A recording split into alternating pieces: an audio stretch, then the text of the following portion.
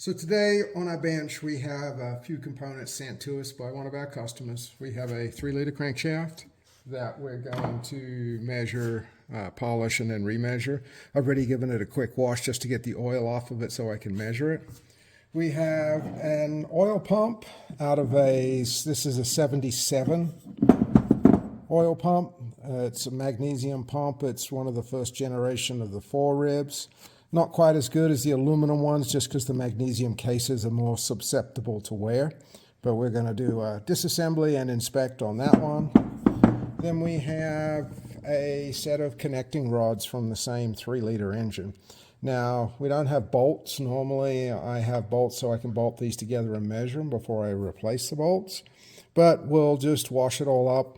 The owner did send us bearings, and I was able to take a look. Looks like there's been a usual amount of debris running through them. Nothing super bad. This one was off of Journal 3 according to the rod. And when I had a quick look at the journal to see if there was any corresponding damage, there was nothing too spectacular there. So we're going to get at it. We'll get all this cleaned up and go from there. So as I said, I've washed this up just to give it a visual inspection, and it really doesn't look bad. A light polish would probably clean up, but before I do that, I want to make sure I've got enough room to do that. So what I've done is I've set my micrometer to 59.980. That's right in the middle of the specification range for the main journals. And what I'm going to do is just use it like a feeler gauge and slide over. That's pretty nice right there. It's a little tight on that one, which is good, means it's a little bigger. Come back to that one. Little tight on that one. Tight there. Tight. Nice. So we got one here that we missed. And that's tight too. So what that's telling me is right now we're slightly bigger other than this journal. This journal feels like it's right on size, in the middle of the range, which gives us plenty of room to polish. I'm going to do the same on the rod journal, so I expect to get the same kind of response. So I'm just going to pull my gears off. We're going to run a die check for cracks on this crankshaft. So this is just a 2-legged puller. Pull the snap ring out, and we're going to wind them off.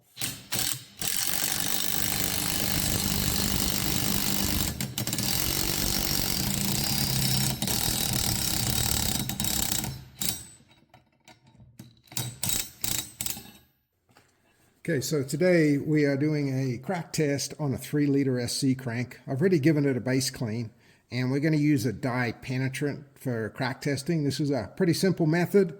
It is relying on the penetrant finding its way and penetrating into small surface distortions on the crank, similar to what a WD-40 or a spray-on lube that you would use on a rusted bolt kind of wicks its way into the threads. The dye penetrant, if there's any cracks or any gaps in the surface that we can't see, it'll find its way in there, and then they'll show up when we spray the developer on.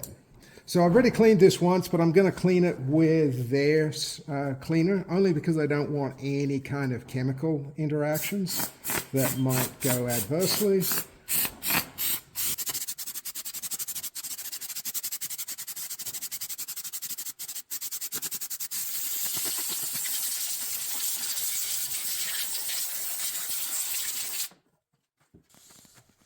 I'm just wiping off that cleaner.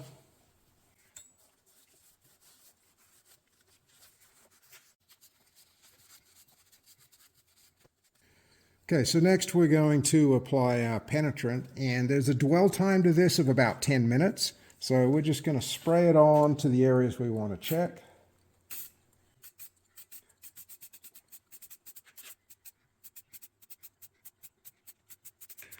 We're going to let that sit for 10 minutes, and then we're going to come back and we're going to wipe all of that off. Now, when we clean this off, we don't want to spray the cleaner directly onto it. We want to spray it onto our towel and wipe that cleaner off. So we're going to let it sit. Be back in 10. Okay, so we're 10 minutes in.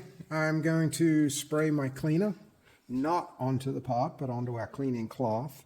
and then just wipe off all of that dye. It may take a minute.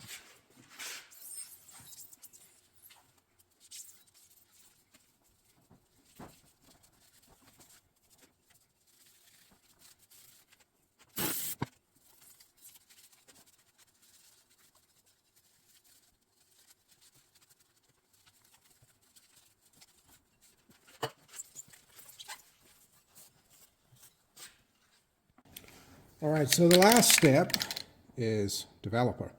And we've wiped it down. I wiped it twice. The first one, the towel got pretty dirty pretty quick, so I got off the big chunks. And when I spray on the developer, what it's going to do is if there's any cracks or anything in here where we couldn't get in and wipe out, it's going to highlight that, and it's going to make it show up with a red line on a white background. There's a 10-minute dwell time on this as well. I'm going to shake it really, really well and go ahead and apply it and see what we got.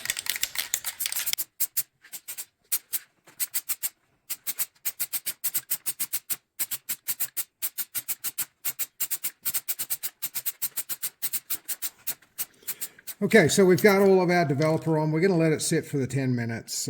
Usually if there is a crack, it'll start showing really, really quickly. And what you'll see is like a dark red line. To give you an idea, around the woodruff key here where the penetrant has soaked in, that's what a crack's going to look like. And it's going to show up like that kind of a line when you spray the developer on. But a couple of spots, I'm going to give it a little bit more.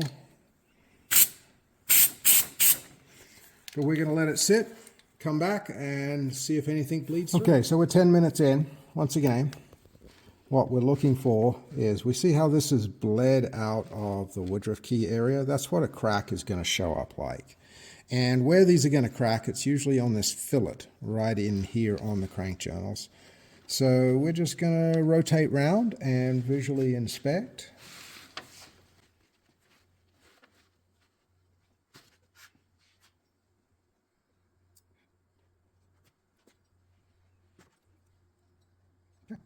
So we're seeing here, this is not actually a crack. This is because I didn't get in here and clean this well enough. So there was still some dye penetrant left into here. But where I would look in that, if there was to crack, where I would expect to see it would be right at the root of that radius down there, not so much up here. So this one is ready to get cleaned off and head into the lathe and get the journals polished. Okay, so we've washed all our dye penetrant stuff off and we're ready to polish.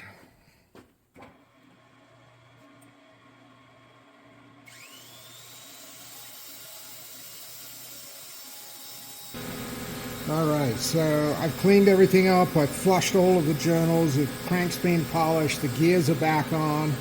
Last thing I'm going to do is just run over my journal sizes one last time. And I've already had a quick look at this one, which is 59.983, which is right in the middle of the range. Feels good. Turn the hair smaller.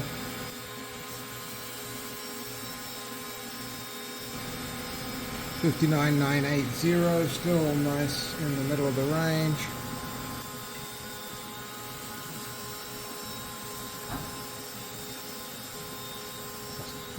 So all of our journals came up really, really well. Still going to recheck the rod journals just to make sure, but I don't expect much change.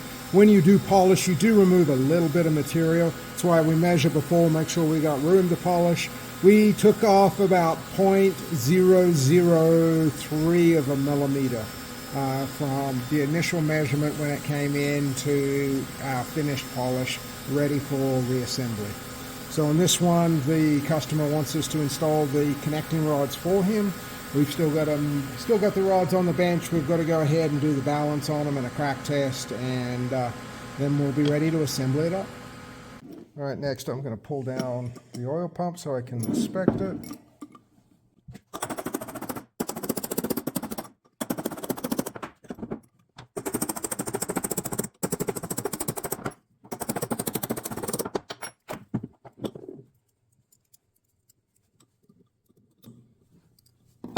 Circlip has seen better days.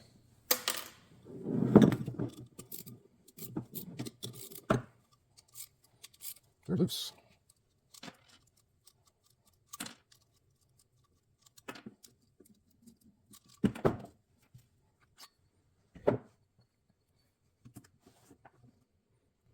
Okay. First look, housing doesn't look bad.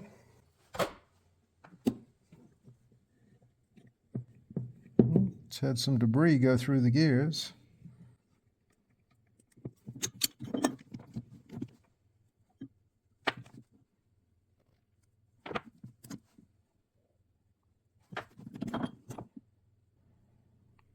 Doesn't look too bad. Plate's got a little bit of normal wear on it. Should polish up just fine. So definitely seen some hard debris going through it. I could maybe dress that.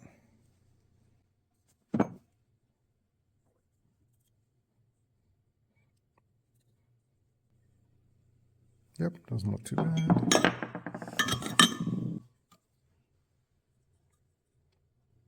Housing looks to be in reasonable shape.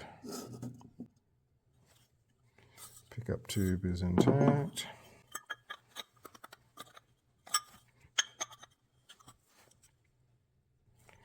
Hole size feels good.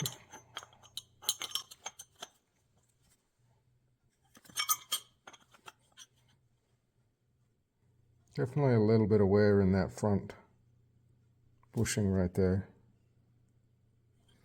We'll get a bowl gauge in there and measure it. Feels good. Feels good. Okay. So next thing is let's get it cleaned up so we can have a really good look. First initial look, a little bit of damaging on one of the primary pump gears. Nothing super bad. It'll clean up with a light dress. A little bit of emery on that. Housings appear to be fairly reasonable. Somebody's been in here before and put a bunch of lubricant back in because this doesn't feel like engine oil. But we'll get it washed up and have a better look.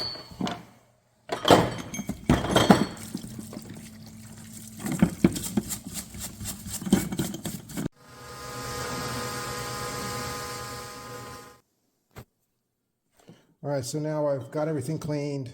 I've surfaced our intermediate plate on our piece of glass, just with some figure eights. Very light surface on our pressure pump housing, and we're ready to reassemble.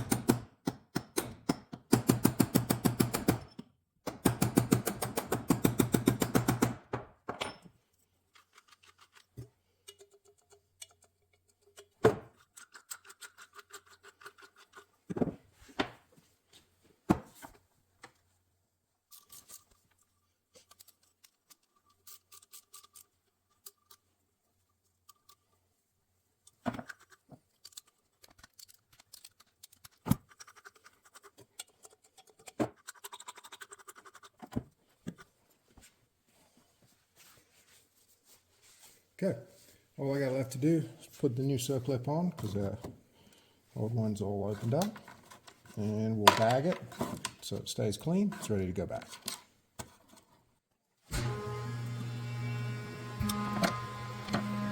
Okay, circlip's on, moves nicely. So not a lot I can do with these in their current state, just need to get them cleaned up and ready to inspect. Pin fit our end bushings here. I'm going to have to get some rod bolts ordered to check this end because I need to be able to bolt it and torque it to be able to do that. So with this one, into the parts washer and through the regular routine. Okay, so we're going to run our die check on our connecting rods. I've already cleaned them with the cleaner.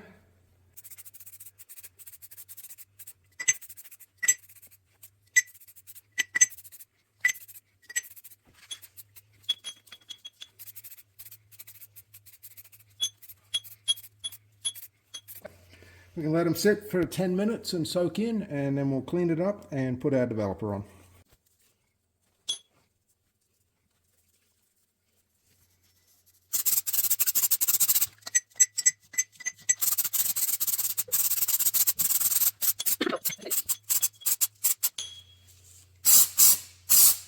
Okay, we're going to let it sit for its 10 minutes and see what happens. Once again, if we have a crack, it's going to look something like these that are forming here. This is where the penetrant has soaked in around the bushing. And we'll come back and check it 10 minutes later. All right, so it's been 10 minutes. Just going to inspect each part. Okay. Looks like we're all done. I don't see anything of any concern.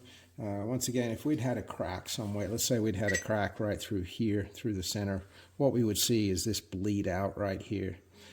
There's a bunch of little spots where, particularly on the rods, on the cap, sorry, see if I can find one, or I noticed it, where we had some little bleed around lines that were just remnants of the leftover dye. If it's an actual crack, it's very substantial. It looks just like it is around the rod bushing there, because that is technically a crack, and that's what we would expect to see in the developer. Okay, so now our crack test is done. We're going to move forward and pin fit and lightly hone the rod. The reason why we lightly hone it is this crosshatch in here helps retain oil. Since this isn't pressure fed, it's just splash fed through these holes. The light hone marks will hold that oil in. So if we compare one to that is run, that is perfectly smooth, what we want to see is this. Then once I'm honed, we want to make sure we're still within our usable range. So I'm using my pin gauge, and a pin gauge is a nice firm fit in there. It's just, it feels good. I can feel the drag. If I had one that was loose, I do have pin gauges in different sizes all the way up to the wear limit. But as this one feels good, I know this rod's good to go, so we're going to move on. Put in our new rod bolts. And I'm going to have to tap these down and seat them slightly and assemble them onto the rod. So I'm going to tap them down.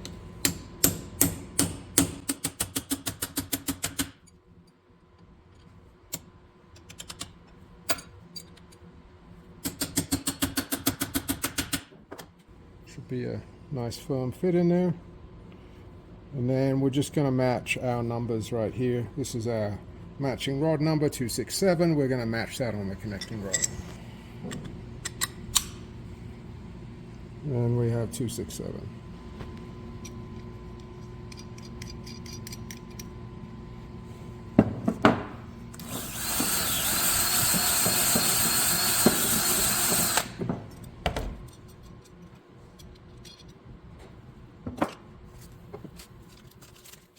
So the last step for these rods is we're going to do a balance. First I'm going to measure overall weight. Porsche says if the rods weigh plus minus 5 grams within each other, so within 5 grams of each other, sorry, not plus minus, then that's acceptable for them. Usually I try to aim for around 1 gram or less between the rods. So I'm going to weigh the overall weight first, and then we'll weigh the little end and the big end and see where we need to take weight off to make the rods all weigh as close to the same as possible.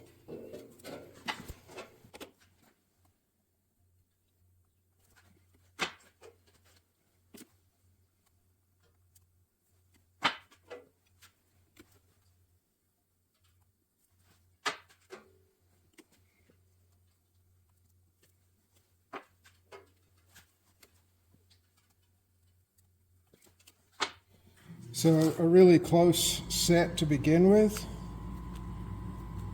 They're all within a gram pretty much. 693.6 for number 6 is going to be our lowest common denominator. So we're going to have to look and see where we need, so for example, rod 5 to equal exactly the same as rod 6. We need to take a gram out of it. So what I'm going to do next is I'm going to weigh the big ends and the little ends and see which one has more weight or where I can take weight from to balance them up.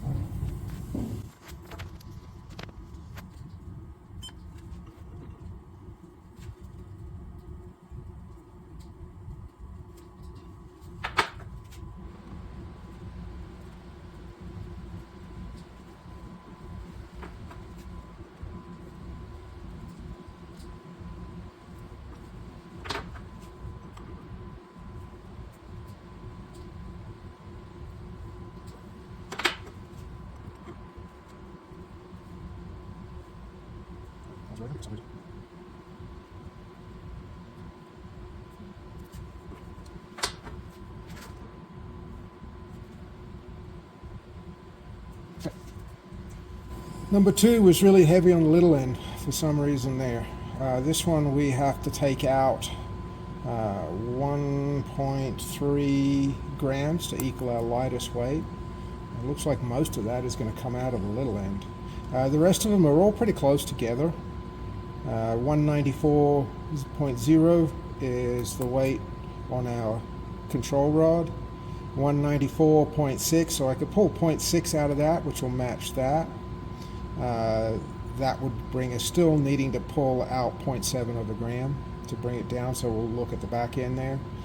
This one's 194.2 total, 196 on the nose, so we could pull some weight out of there to bring it down. We'll measure the back ends as well and see where they're at and try and just balance them up.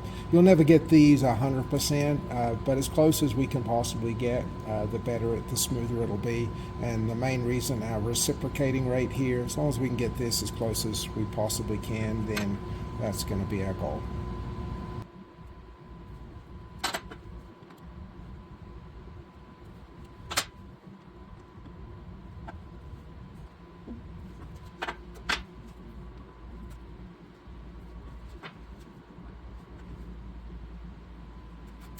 Okay, so now I'm just going to figure out where I'm going to take weight and how much I need to take. So I've just done my first rod with 693.6, matching our check rod. And on this one, I chose a little bit on the bottom cap and a little bit on the top cap. The reason why I chose that is we were 194.9 on the top. We had a total of 0.7 to take off to equal our check rod. And looking at our numbers here, this one was 495, the check rod was 494.5, this one was 194.9, our check rod was 194. So I could have taken it all off the top, but I decided to split it. I took half a gram off the top, and I took the remaining 0.2 of a gram off the bottom, just bringing us within 0.5 of a gram on each end on this one. Because it's 201 and it's 489, so it's already light on the bottom end.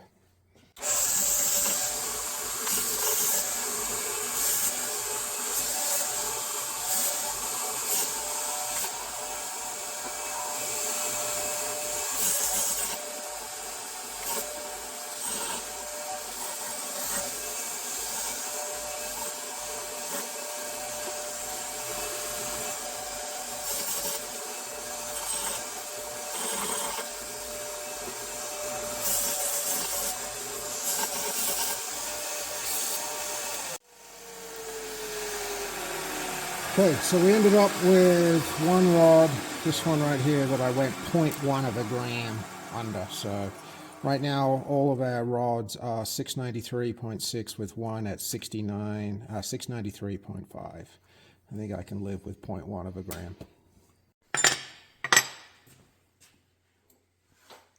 All right, so on this job, this particular customer has asked us if we can assemble the rods onto the crank before we return them to him.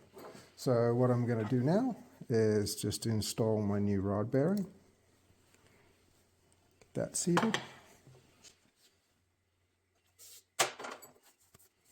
Always want to wipe my bearings down before I install them because they do put packing grease, or not really grease, but a packing oil on there. They become sticky. Make sure they're seated.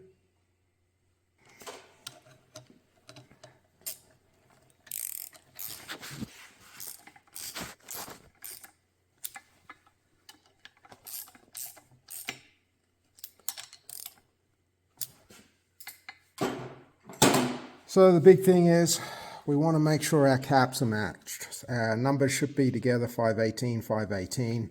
Rod should move freely. I've just nipped it down before I tighten it. If the rod doesn't move freely, stop. There's something wrong. It needs to be loose. And we always make sure they rotate. And now we're just going to tighten them. The tightening torque on these is 50 to 55 Newton meters.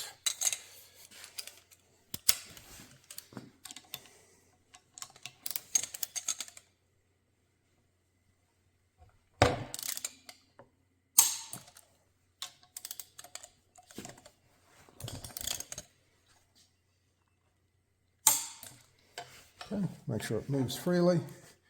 Should have a little bit of side-to-side slop, and this feels really nice.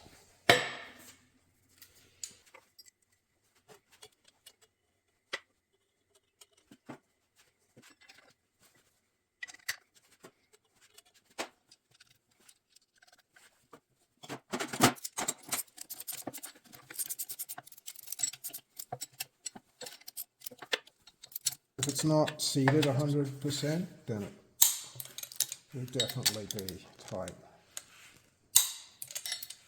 Really, the only way to tell is when you're 100% torqued, because that gets the bearing crush as well.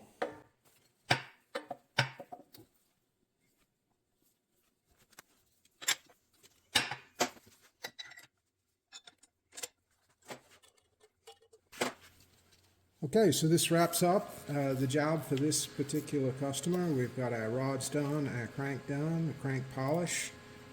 Everything came up really nice. It's all measured in size, standard.